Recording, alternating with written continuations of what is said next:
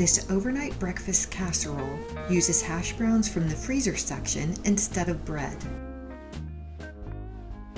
It is a quick and easy, kid-friendly, delicious breakfast or dinner, and perfect for those who are into meal prepping.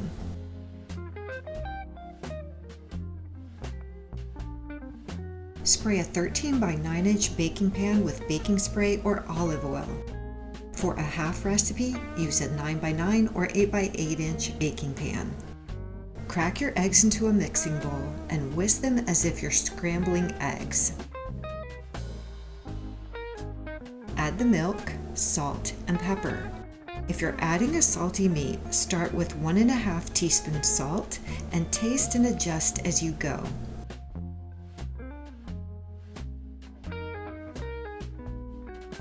Then add the hash browns. Some brands of hash browns might need to be drained in a colander.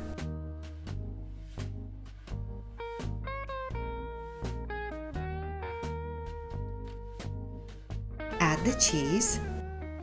Non-dairy milk and cheese work great in this recipe.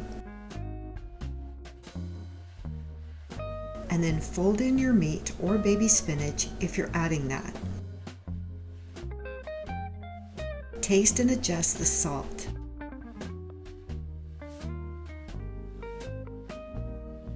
Add it to the prepared casserole.